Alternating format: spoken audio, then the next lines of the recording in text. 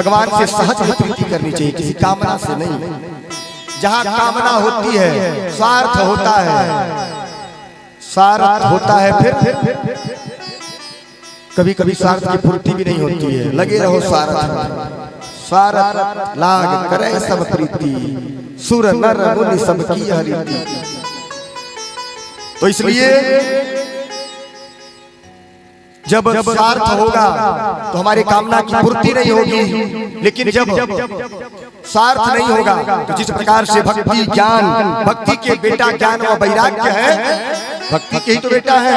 हमारे अंदर भक्ति आती है तो स्वतः ही ज्ञान आ जाता है, और ज्ञान आता है तो स्वतः ही वैराग्य हो जाता है।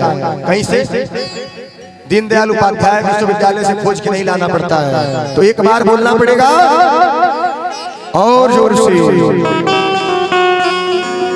जितने भी धर्म अनुष्ठान होते हैं, यज्ञ होते हैं, तप होते हैं,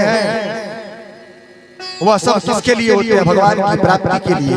तो मैंने तो सबसे सरल उपाय बता दिया आपको, कैसे प्रेम कर लो भगवान से, संबंध जोड़ लो तो कल्याण हो जाएगा।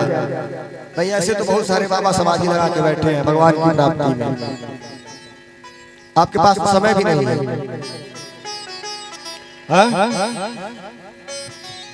तो भगवान ने अगर धन दिया है, धन इसलिए नहीं दिया कि उसका धन दिया है तो धर्म करो। धर्म के लिए धर्म मत कमाओ। धन दिया है अगर तो धर्म करो, धर्म के लिए धन मत कमाओ। क्योंकि जब धर्म के लिए धन कमाओगे तो कहीं न कहीं उसमें त्रुटियां होंगी, और स्वार्थ तो है ही। जब धर्म आप धन के लिए करेंगे तो कहीं से कल्याण नहीं होना है।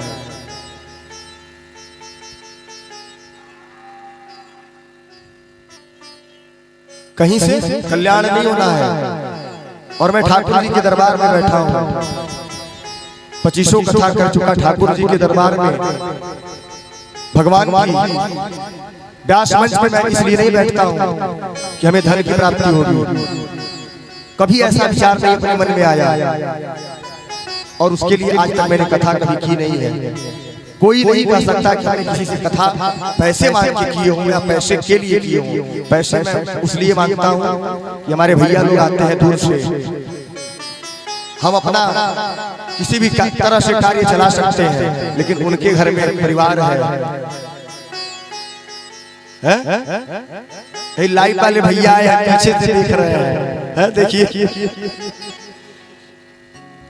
कि महाराज जी कथा खत्म हुई तो कुछ दक्षिणा देंगे। तो दक्षिणा के लिए कथा नहीं करता हूँ, धन के लिए कथा नहीं करता हूँ, या मैं लोगों के कल्याण के लिए करता हूँ। और जो लोगों की कल्याण की भावना रखता है उसका तो कहीं न कहीं कल्याण होता ही है।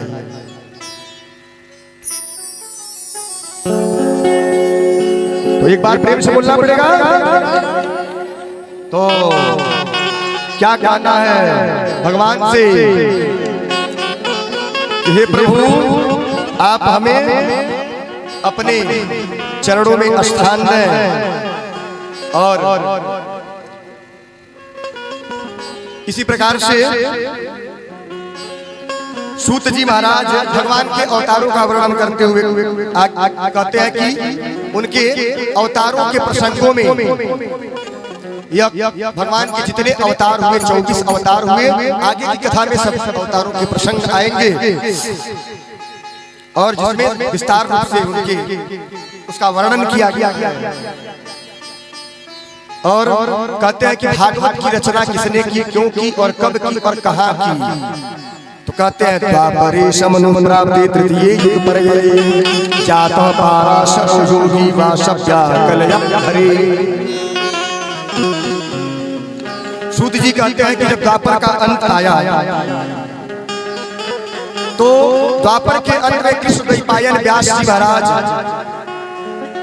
का प्राकट्य हुआ, और तब उन्होंने अपनी त्रिकाल दृष्टि से यह देखा, त्रिक दृष्टि से देखा कि कलयुग के कलुषित प्राणियों का कल्याण कैसे होगा। घोर कलिकाल आ गया है, और इस कलिकाल में लोगों की प्रवृत्ति कैसी होगी, आसुरी प्रवृत्ति होगी, तो कल्याण कैसे होगा इनका। और उसकी कामना को देखते हुए व्यास जी का मन अशांत हो गया और व्यास जी ने जीवों के कल्याण के लिए बहुत सारे श्री राधे, क्योंकि उन्होंने सोचा कि कलिकाल में अगर बुद्धि प्रबल हो, भाग्य कमजोर हो तो काम चल सकता है, और भाग्य प्रबल हो बुद्धि कमजोर हो तब भी काम चल सकता है। लेकिन कलयुग के जो प्राणी है उनके भाग्य भी मंद है और बुद्धि भी मंद है, तो ऐसे लोगों का कल्याण कैसे होगा। इसके लिए उन्होंने एक वेद के 4 भाग किए। कौन कौन से कोई बताएगा? हाँ,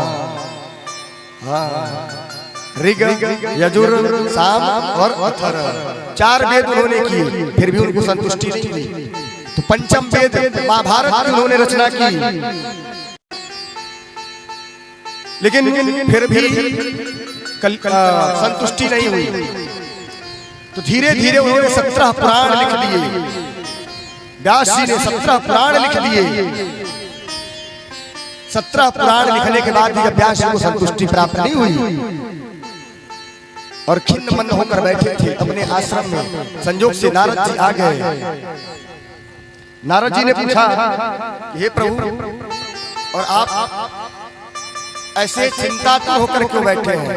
तो पहले तो व्यास जी महाराज ने पाद्य और आचमनी से नारद जी का पूजन किया, उनको आसन दिया, बैठाया और कहा कि हे प्रभु, अब तक मैंने 17 पुराण लिख लिए, लेकिन फिर भी मेरे चित्त को शांति नहीं मिल रही है, तो कोई ऐसा उपाय बताइए जिससे।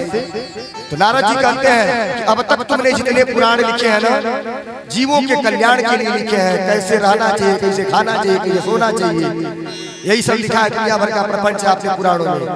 लेकिन जब तक तुम गोविंद के गुणानुवाद नहीं गाओगे तब तक तुम्हारे चित्त को शांति नहीं मिलेगी। तो नारद जी के आदेशानुसार नारद जी ने